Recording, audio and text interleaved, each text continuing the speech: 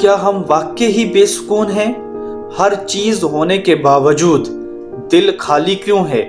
تیز زندگی، social media کا دباؤ، بے تحاشا سوچ اور روحانی خلا، یہ سب مل کر ہماری سکون چھین رہے ہیں۔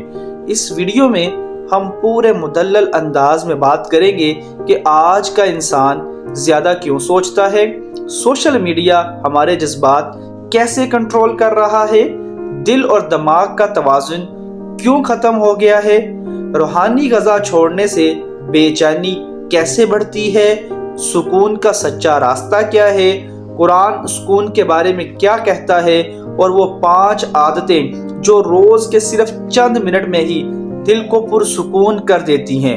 اگر آپ بھی بے سکونی، الجھن، ذہنی تھکاوٹ اور انچاہی بے چینی سے لڑ رہے ہیں تو پھر یہ ویڈیو آپ کے لیے ہے۔ ہماری زندگیوں میں سب کچھ بڑھ گیا ہے، رفتار بڑھ گئی، مصروفیات بڑھ گئی، دوست بڑھ گئے، اسکرین ٹائم بڑھ گیا، لیکن سکون وہ کم ہوتا گیا۔ ہم چل رہے ہیں، دوڑ رہے ہیں، بھاگ رہے ہیں، مگر دل تھکا ہوا ہے۔ اصل بات یہ ہے کہ ہم نے باہر کی دنیا سے اتنا تعلق جوڑ لیا ہے کہ اندر کی دنیا خالی ہو گئی ہے۔ ہم دوسروں کو دکھانے کے لیے جیتے ہیں، لیکن اپنے رب کو منانے کے لیے ایک لمحہ نہیں نکالتے۔ قرآن ایک بہت سیدھی سی بات کرتا ہے، الا بذکر اللہ تطمئن القلوب، دلوں کا سکون اللہ کے ذکر میں ہے۔ یعنی سکون خریدا نہیں جاتا، سکون پلٹا جاتا ہے اس رب کی طرف جسے ہم بھول چکے ہیں۔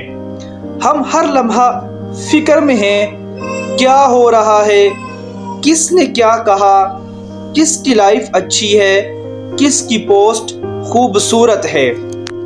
زندگی خود کم مشکل ہے، اصل مشکل ہے وہ چیزیں جنہیں ہم ذہن پر لاد لیتے ہیں۔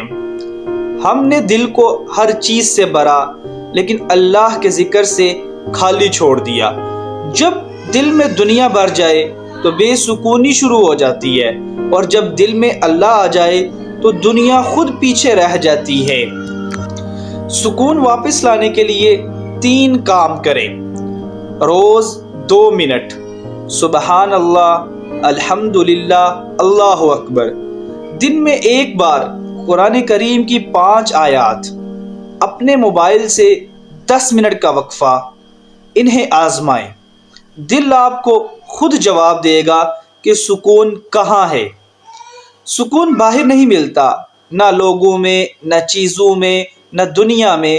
سکون صرف وہاں ہے جہاں اللہ ہے، اس کا ذکر ہے اور اس کا خوف ہے۔